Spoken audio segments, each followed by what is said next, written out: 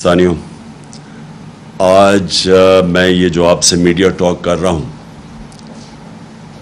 اس کا صرف اور صرف ایک مقصد ہے کہ میں اپنی قوم کو آگاہ کرنا چاہتا ہوں کہ جس طرح ہماری معیشت تیزی سے نیچے جا رہی ہے، اگر اس ملک کے اندر سیاسی استحکام نہ آیا، مجھے یہ خوف ہے کہ یہ ادھر پہنچ جائے گا کہ اس کو کنٹرول کرنا، اس کو پھر گرنے سے روکنا سب کے لیے مشکل ہو جائے گا۔ آج میں نے اپنی جو معیشت کی ٹیم تھی اس کے ساتھ بیٹھ کے ہم نے یہ سارا ڈسکس کیا۔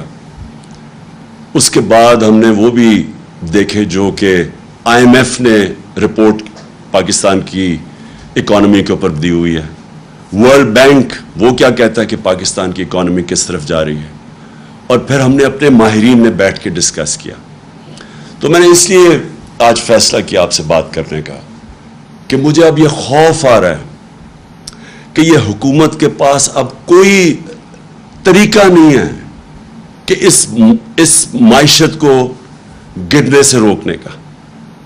اور مجھے جو دوسرا خوف آ رہا ہے کہ یہ جتنی دیر تک یہ اب اس طرح کا سیاسی استحکام نہیں آئے گا، یعنی جو پولیٹیکل سٹیبلٹی، جب تک وہ یہ نہیں آئے گی، مجھے اب یہ خوف ہے کہ یہ معیشت کسی صورت اب استحکام پہ نہیں کوئی نہیں پہنچا سکتا۔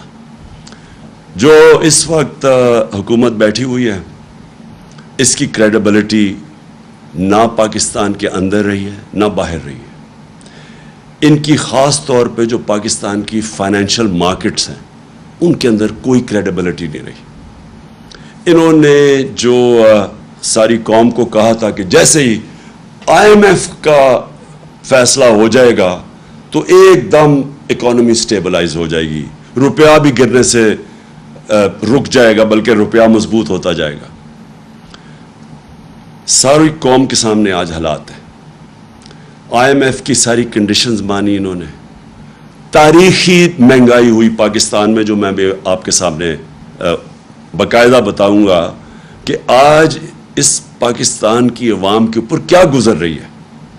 جس طرح کی آج مہنگائی ہے، یہ پاکستان کی تاریخ میں اتنے تھوڑے وقفے میں اتنی زیادہ مہنگائی نہیں ہوئی۔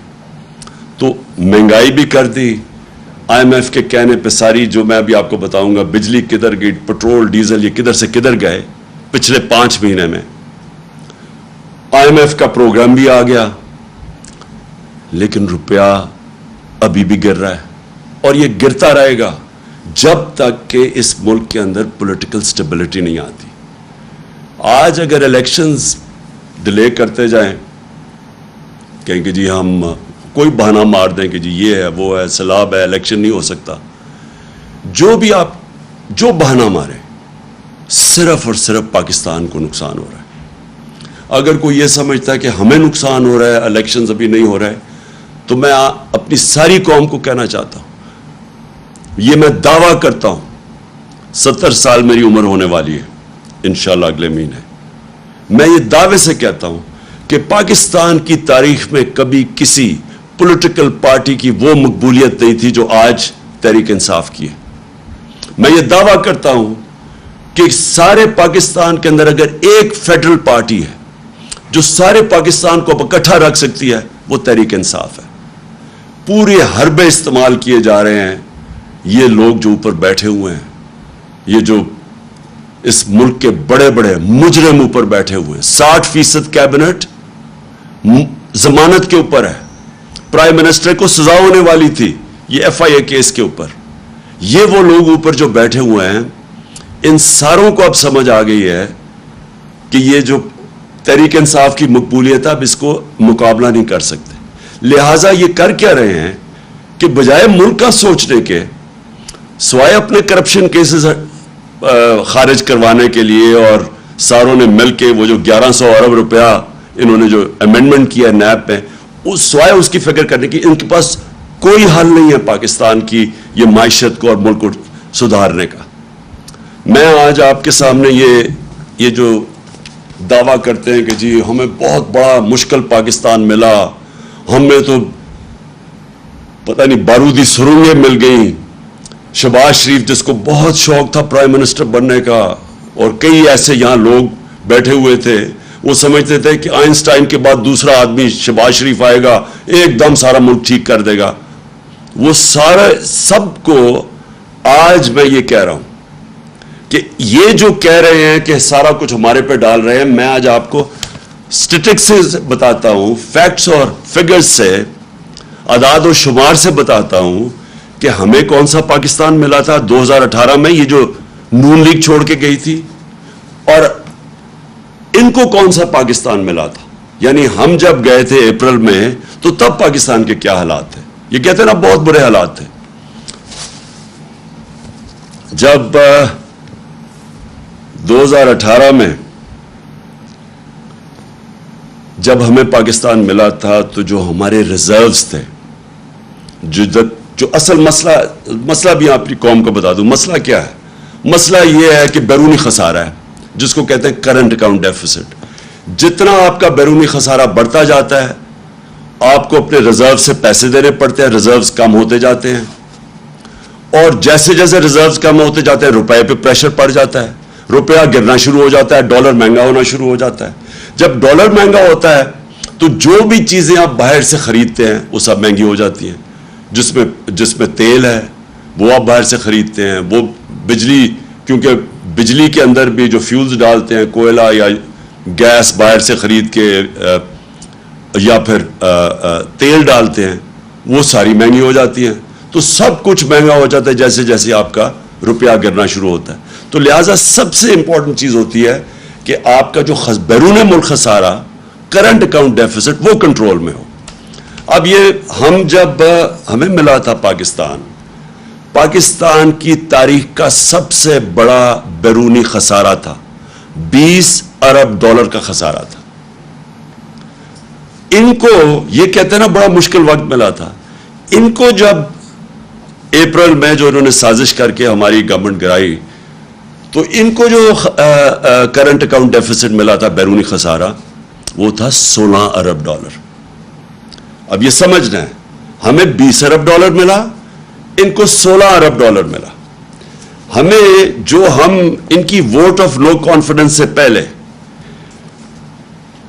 ہم نے کتنا ادھر سے, جدھر ہمارے ریزروز یہ جو چھوڑ کے گئے تھے 9.8 پہ, جب ووٹ آف نو کانفیڈنس انہوں نے درج کروایا, جس کی اس کے بعد سیاسی ہماری انسٹیبلٹی ہونی شروع ہو گئی, تو 16.2 ارب ڈالر کے ہمارے ریزروز تھے.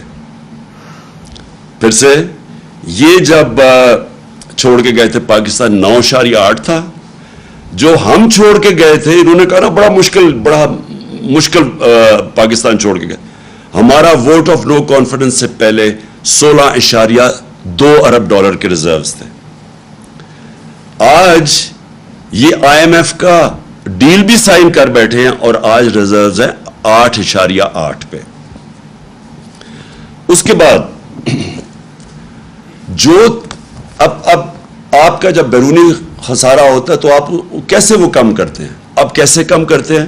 دو ہماری بڑی چیزیں, ایک ہم ایکسپورٹ کرتے ہیں تو وہ ڈالرز آتے ہیں, اور دوسرا بیرون ملک پاکستانی ہمیں ریمیٹنسز بھیجتے ہیں, وہ جو پیسہ بھیجتے ہیں.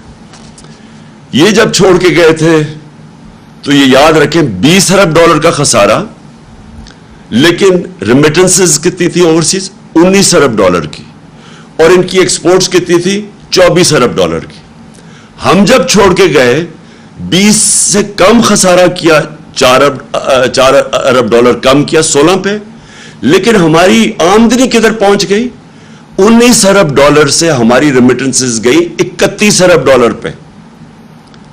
12 ارب ڈالر کی ہم نے مزید اور آمدنی کی, یعنی ہمارے پاس زیادہ پیسے کیے اپنے یہ قرضے واپس کرنے کے لیے. اور دوسرا ہماری ایکسپورٹس, یہ 24 ارب پہ چھوڑ کے گئے تھے, 32 ارب ڈالر پہ ہم ایکسپورٹس لے کے گئے. تو ہم نے ملک میں زیادہ ڈالرز بھی لے کے آئے اور ہمارا خسارہ بھی کم تھا. میں یہ اس لیے کہہ رہا ہوں کہ بار بار پروپیگنڈا کیا جاتا ہے جی بڑا مشکل ہمیں ملک چھوڑ کے گئے. یہ وہ ملک چھوڑ کے گئے تھے ہمارے لیے ان سے زیادہ مشکلات تھی. ہم نے وہ ملک ہمیں ملا، پہلے تو خسارہ سب سے بڑا، اس کے بعد ہم نے وہ سٹیبلائز کیا، اس کے بعد کرونا آ گیا. 2 سال کووڈ-19 دنیا کا ایک صدی کے اندر ایک دفعہ اتنا بڑا بحران آتا ہے. 2 سال ہم اس بحران سے بھی گزرے. ہمیں یہ اب سیلاب کا ان کا بحران آیا ہوا ہے، یہ جو خاص طور پہ سندھ میں اور خیر سارے قوم کا ہے اس وقت مشکل وقت سے. لیکن ذرا ان کا اب رسپانس دیکھیں اور ہمارا رسپانس دیکھیں. جو ہمارا کووڈ-19 کا بحران آیا تھا، دنیا نے اکنالج کیا کہ پاکستان وہ 3 ٹاپ ملکوں میں تھا جس نے سب سے بہترین اتنا بڑا کرائسس کا مقابلہ کیا. ہم نے کیا کیا انسینٹیوز دی، ہم نے کیسے اپنے لوگوں کو ان کا روزگار بچایا، ہم نے کیسے کنسٹرکشن انڈسٹری کو انسینٹیوائز کیا، ہم نے کیسے بڑی کمپنیز کو قرضے دیے تاکہ وہ لوگوں کو بے روزگار نہ کرے. سارے برے صغیر میں جس ملک میں نے سب سے زیادہ روزگار دیا کووڈ-19 کے بعد وہ پاکستان تھا، اور یہ ورلڈ بینک کی رپورٹ ہے. تو پہلے میں صرف یہ آپ کو بتانا چاہتا تھا کہ یہ جو کہتے ہیں نا کہ بڑا مشکل وقت تھا، اگر یہ ہوتے جس طرح کا کرونا کا جو اتنا بڑا بحران آیا تھا، اگر یہ ہوتے، یہ تو سارے کہہ رہے تھے ملک کو لاک ڈاؤن کر دو، اور انہوں نے ابھی تک جو ان کا رسپانس آیا ہے اس کے اوپر، سیلاب کے اوپر، ان کے پاس تو کوئی پلان ہی نہیں ہے ابھی تک. کسی کو کوئی روڈ میپ ہی نہیں نظر آ رہا. صرف ایک ہی روڈ میپ نظر آ رہا ہے کہ پیسے مانگ رہے ہیں دنیا سے کہ جی ہمیں کسی طرح پیسے دے دو. وہ جو سیکرٹری جنرل یونائٹڈ نیشنز کا آیا تھا، اس کا وہ کپڑا ہی، وہ بازو نہیں چھوڑ رہا تھا شہباز شریف کو کہ پیسے مل جائے. ان کے پاس تو اور کوئی پلان ہی نہیں نظر آ رہا. کیا یہ ملک کو آرگنائز کر رہے ہیں؟ کیسے ڈیل کر رہے ہیں؟ دوسری چیز، جب ہم چھوڑ کے گئے تھے، بلکہ جب ووٹ آف نو کانفیڈنس آیا تھا، تو ایکسچینج ریٹ پاکستان کا جو روپیہ تھا 178 روپے کا ڈالر تھا جب ووٹ آف نو کانفیڈنس انہوں نے کیا. آج ہے 236 روپے کا. کون سا اتنا قیامت آئی تھی کہ 178 روپے سے 236 پہ پہنچ